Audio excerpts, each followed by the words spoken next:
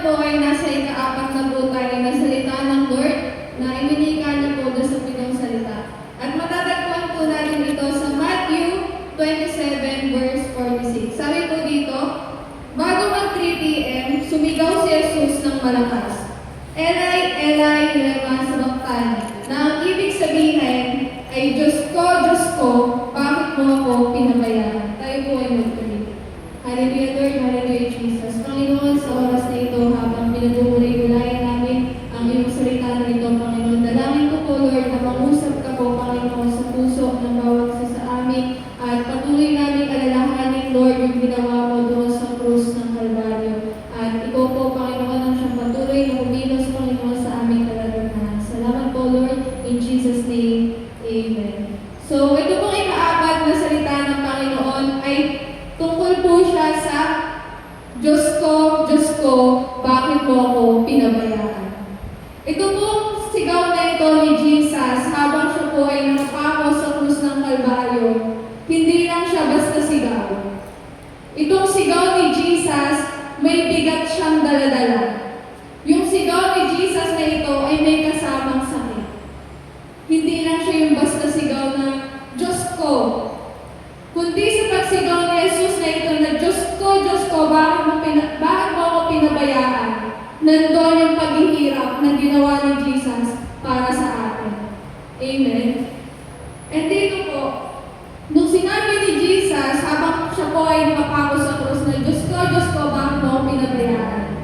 Yun po ay malinaw na nagpapakita sa atin na si Jesus, naranasan niya kung paano maging tao. Amen po. Naranasan niya kung paano masaktan. Naranasan niya kung paano malungkot. Naranasan ni Jesus kung paano maging malayo sa Ama. Naranasan ni Jesus kung paano insultuhin ng mga taong tinulungan niya. Naranasan ni Jesus kung paano pagtawanan, kung paano pagtsain ng ibang tao.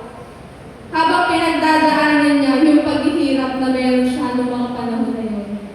At doon pa lang masasabi natin na naranasan talaga ni Jesus kung paano mamuhay bilang tao. Amen po. And doon po sa Psalms 22, mababasa po natin doon yung sinabi din ni Jesus doon na, my God, why have you forsaken me?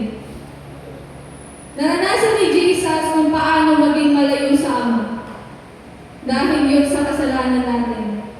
Na halos hindi matignan ng Ama ang kanyang anak dahil sa pasan-pasan niya na kasalanan natin. And dito, lahat ng pinagdaanan ni Jesus doon sa krus ng Kalbaryo ay isang pagpapakita na kahit si Jesus na may perfect relationship sa Ama, dumating sa punto na naranasan niya kung paano maging forsaken. Naranasan niya kung paano maiwan. Naranasan niya kung paano yung pakiramdam ng mapabayaan. And ganun din sa ating mga tao or bilang mga believer ng Panginoon. May mga pagkakataon sa buhay natin na kapag dumarating tayo sa mga pagsubok, pag dumarating tayo sa punto na nasasaktan tayo, minsan may pagkakataon din na natatanong natin sa Panginoon dito na, Lord, nasan ka? Lord, pinabayaan mo na ba ako? Di ba madalas may mga tao na nagsasabi na, Lord, pinabayaan mo na ba ako? Nakikita mo pa ba ako? Lord, naririnig mo pa ba ako sa sitwasyon na meron ako? Minsan, tayo mga tao, ganon yung nasasambit ng bibig natin. Kapag may mga sufferings, kapag may mga trials, kasi tao tayo. Hindi tayo robot para wala tayong maramdaman. And dahil naramdaman ni Jesus kung paano mamuhay na bilang isang tao, ibig sabihin, naiintindihan niya tayo. Amen? Naiintindihan niya yung mga sufferings na meron tayo, yung sakit na pinagdadaanan natin sa buhay.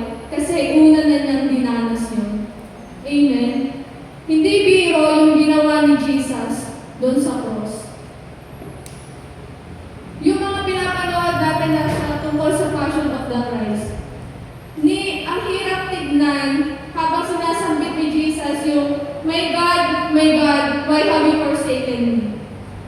Diba? Ang sakit sa puso, nakakaduro. And minsan, yung mga ganong bagay, hindi ibig sabihin na nararamdaman natin na forsaken tayo, ay pinabayaan na talaga tayo ng Panginoon. Nung sumigaw si Jesus na, Diyos ko, bakit mo ako pinabayaan? Hindi ibig sabihin no, na tuluyan na siyang pinabayaan ng Ama. Yung pagsigaw ni Jesus na yun ay isang patunay na kahit nandun siya sa sitwasyon na yun, alam niya na nandun yung Ama niya, na present yung tatay niya, na hindi siya pinabayaan ng mga oras na yun. Amen? Maaaring tahimik ang Ama ng mga panahon na yun, pero nandun at nandun pa rin siya sa punto na nakikita niya nasasaktan, nahihirapan yung anak niya. Amen? At ganun din sa atin bilang mga tao. Minsan, pagpakiramdam natin, mag-isa na lang ako sa sitwasyon na to, na para bang pasan-pasan mo na lahat yung problema, yung sakit, yung bigat, na iniisip natin na, mag-isa na lang ako sa sitwasyon na to. Pero ang totoo, hindi ka naman talaga mag-isa yan. Kasi kasama mo ang Lord. Amen? Kasi tulad ng sinabi doon, nung sumigaw si Jesus, na my God, why have you forsaken me? Alam niya na habang siya ay nakabayumay doon sa krus ng Kalbaryo, alam niya na may nakatingin sa kanya at yun yung tatay niya. Amen? And dito, pinapaalala ng Lord sa atin na kapag pakiramdam natin, napapabayaan or napabayaan tayo, pakiramdam natin mag-isa tayo, hindi tayo mag-isa. Amen? And dito, sabi nga, nakaranas si Jesus na maabandonan para hindi tayo maabandonan. Naranasan ni Jesus yung pakiramdam na mapabayaan para tayo mismo hindi natin maramdaman na pinabayaan tayo ng Ama. Amen? Kaya kahit po tayo ay may mga pinagdadaanan sa buhay, nasasaktan tayo, nalulungkot tayo, nahihirapan tayo, pero palagi natin alalahanin na nandun ang Diyos. Sabi nga, ang Diyos ay ever-present God. Amen? Ano bang season ng buhay meron tayo, nandun ang Panginoon. Hindi siya nawala sa atin. At lalo higit sa lahat, sa anumang sitwasyon o kalalagayan natin sa buhay, nandun ang Panginoon. Hindi siya malayo, hindi siya absent. Nandun siya. At naiintindihan niya tayo. Amen po. Sabi nga po, yung sinambit ni Jesus dun sa cross na, my God, why have you forsaken me? Hindi siya actually nagpapakita na pinabayaan tayo ng Panginoon. Kundi yun po ay paalala sa atin na nasaan man tayong kalalagayan ngayon, paalala ito sa atin na kailangan natin ang Panginoon. Na kailangan pa rin natin tumawag sa Panginoon. At malaya tayo na i-express sa Panginoon kung ano yung nararamdaman natin. Kung napapagod tayo, kung nasasaktan tayo, malaya tayo na isigaw o sabihin yun sa Panginoon. Kasi nag-care ang Panginoon sa atin. Amen po. Sabi nga po ay, yung sinigaw po ni Jesus na ito na, my God, why have you forsaken me? Isa siyang patanong, di ba? So tayo bilang mga Kristiyano, bilang mga anak ng Panginoon, may mga pagkakataon sa buhay natin na malaya din tayo na magtanong sa Panginoon sa sitwasyon or sa bagay na kinanaligyan natin ngayon. And habang inaalala, habang pinagpupulay-bulayan po natin itong salita ng Panginoon na iminika niya doon sa krus ng Kalbaryo. Ito pong ika-4 na ito na sinabi ng Panginoon, palagi nating tandaan na kahit na nasa pinakamadilim pa tayo ng sitwasyon ng buhay natin. Kahit akala natin yung buhay natin laglag na para bang end of the road na yung buhay natin, palagi natin tandaan na hindi tayo nag-iisa. Na hindi tayo napabayaan. Kasi si Lord, napabayaan siya para hindi tayo mapabayaan. Amen? And dito sa salita ng Panginoon na ito, He is always present. Amen? Yung ginawa ni Jesus doon sa cross, kung paano niya tinanggap lahat ng sakit, lahat ng hirap, yun yung assurance natin na never tayo napabayaan. Amen? Kasi imagine kung hindi ginawa ni Jesus yun, paano na tayo ngayon? Imagine kung hindi in-endure ni Jesus yung lahat ng pagpapahirap sa Kanya, kung hindi naramdaman ni Jesus na mapabayaan,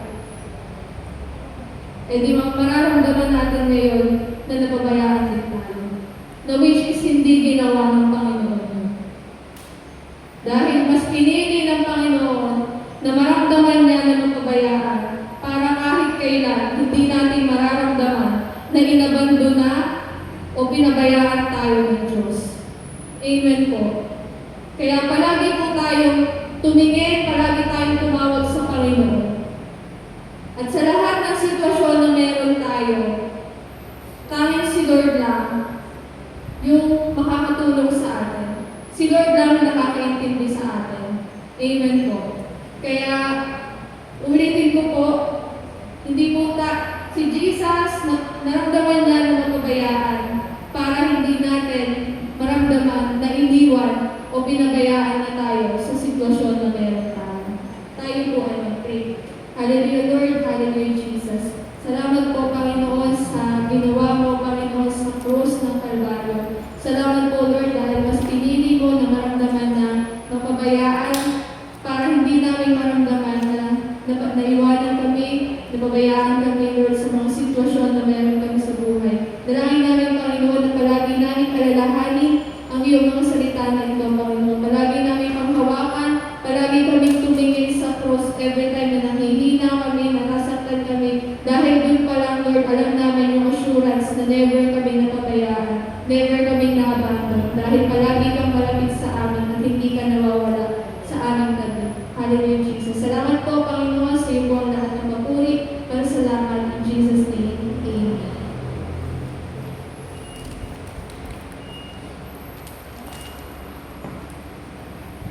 Yan, tayo